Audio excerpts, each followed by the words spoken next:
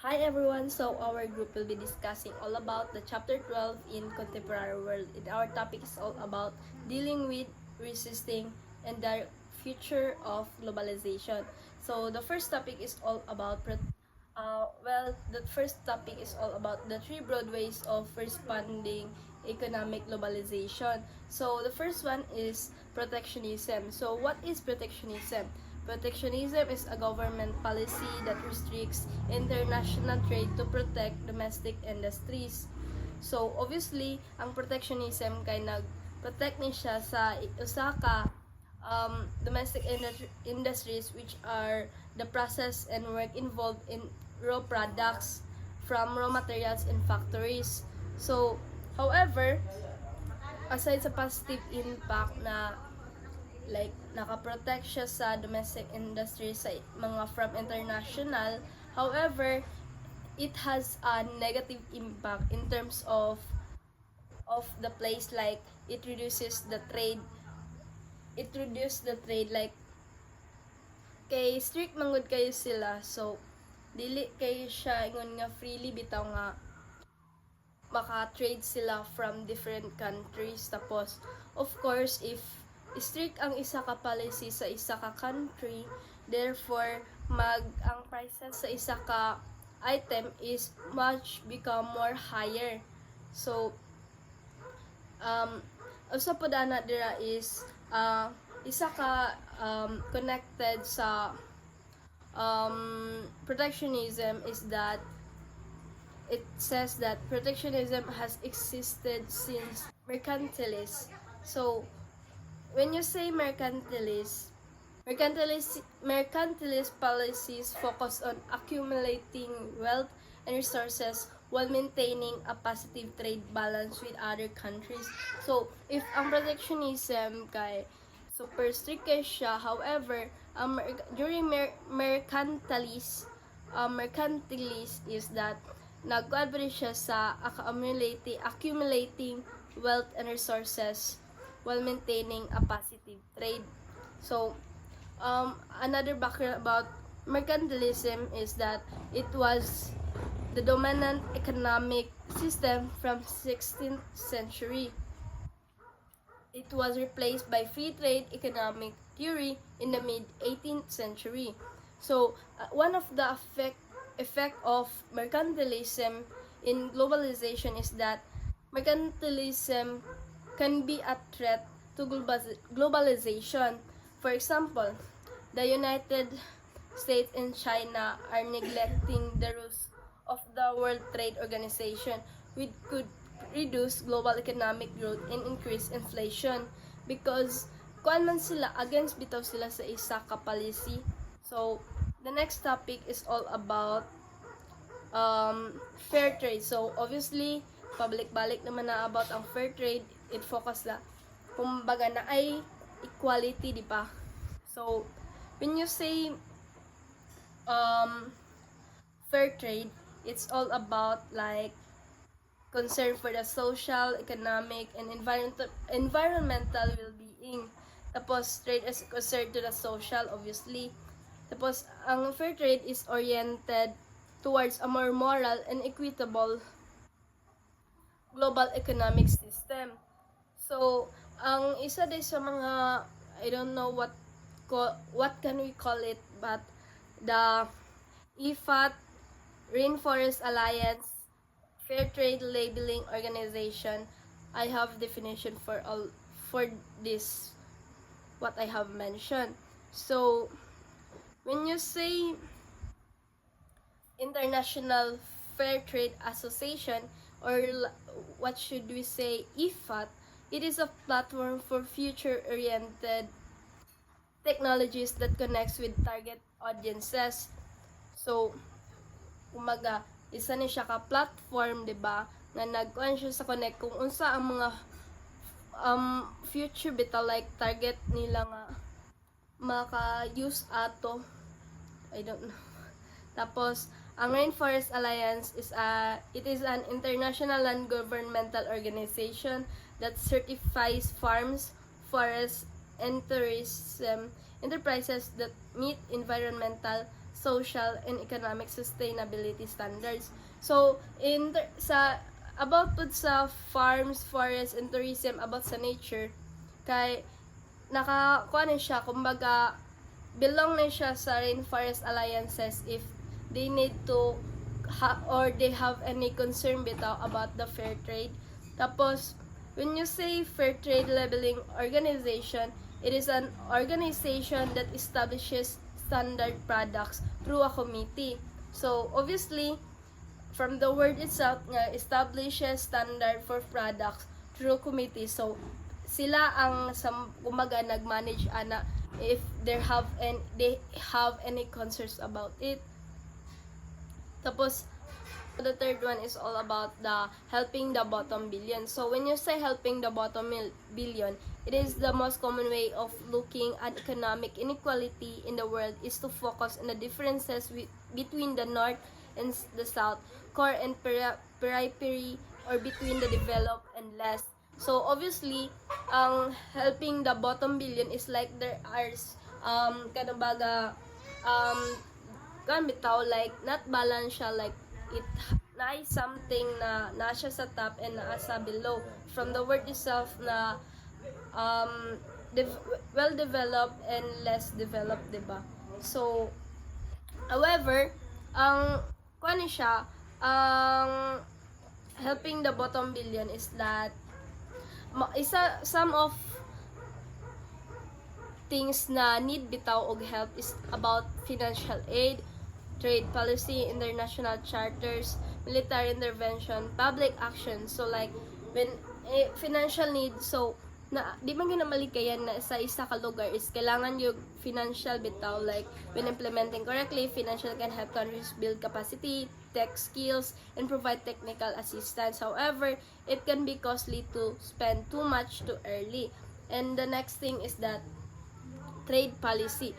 So helping na bottom nito diversity. Kumbaga, if dili kay ka well-known nga country or wala kay idea on sa on pag develop bitaw, you need to diverse with the exports ko. Unsa bitaw ang kuan niya compete with a global marketplace.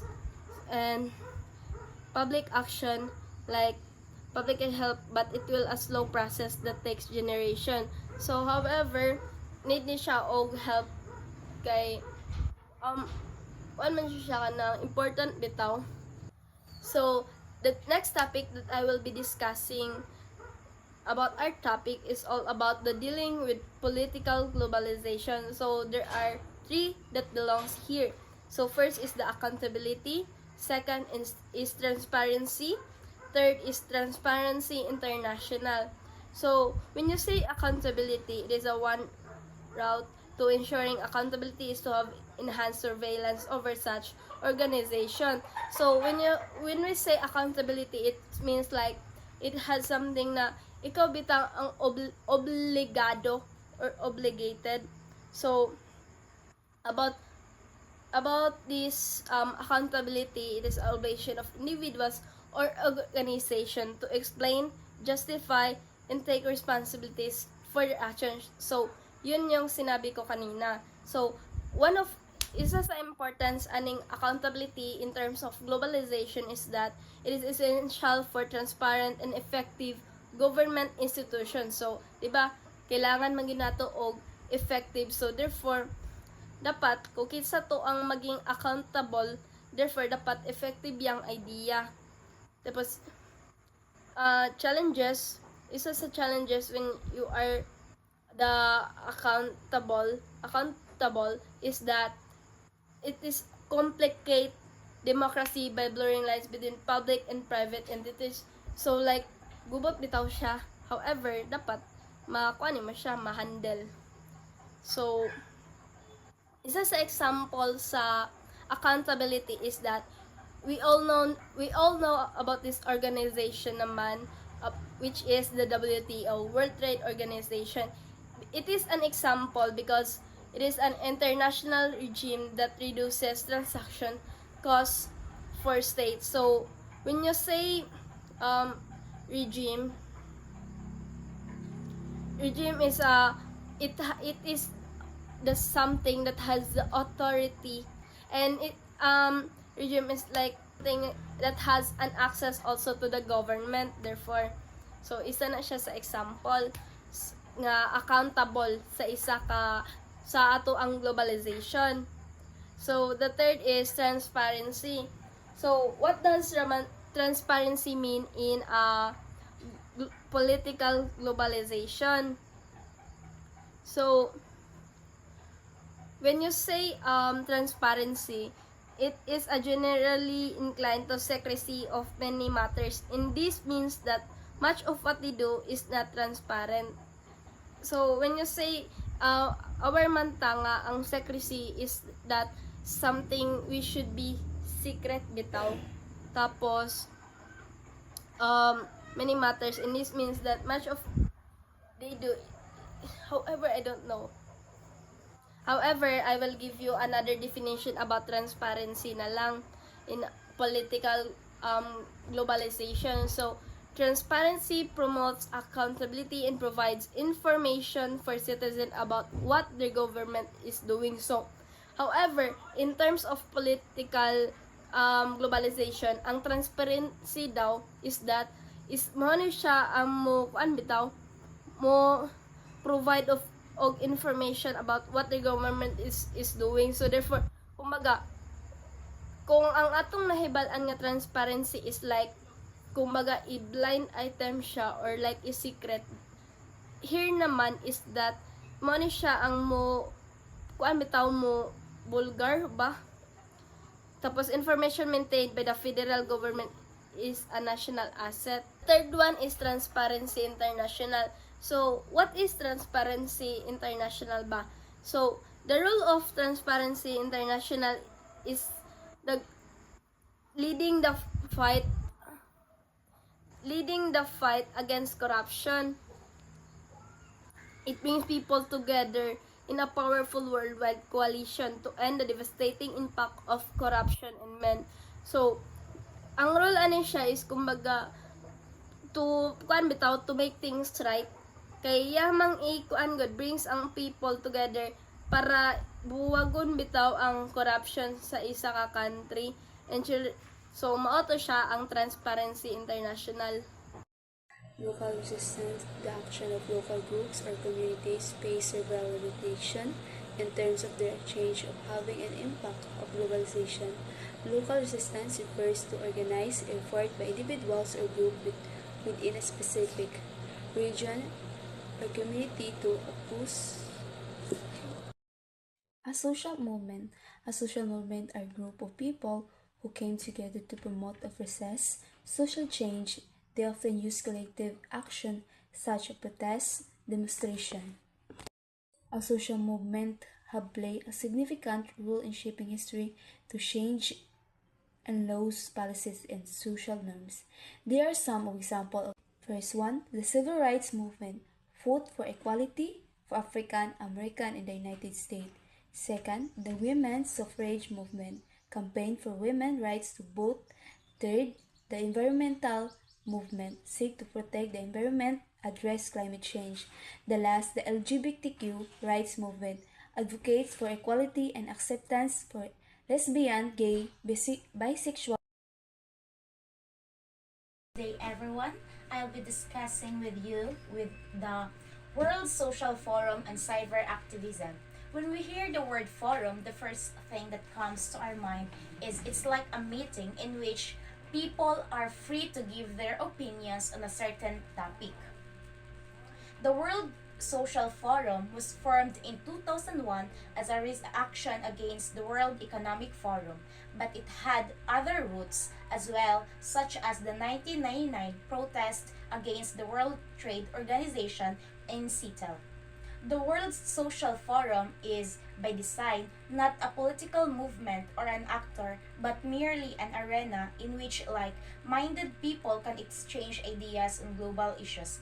It is said in here, based on its definition, it's like a forum, like it's a meeting in which people can give their ideas, their opinion on how can an organization be that successful, or on how can they have a solution on that certain topic that mostly countries have faced nowadays.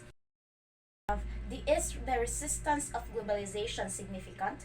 Resistance globally is generally strong and diverse.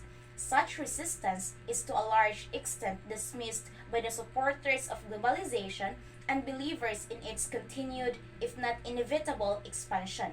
We have two empirical truths in here. First, we have the minorities, and second is mainly the best organized groups. First, I'll be discussing with you who are the minorities or what are the minorities. Minorities are those who are adversely affected by a phenomenon or those who choose to protest, generally have the loudest voice, while those who benefit tend to remain silent. These minorities refers to a group of people or people who are the most affected in such phenomenon or who do not benefit in the globalization.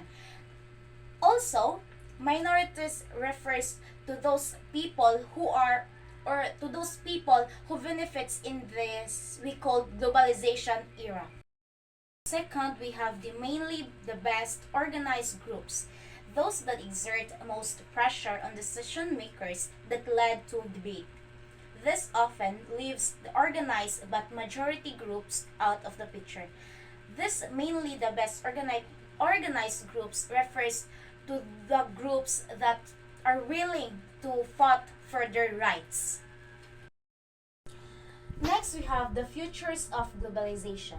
Since there is no single globalization, there can be no single future for it.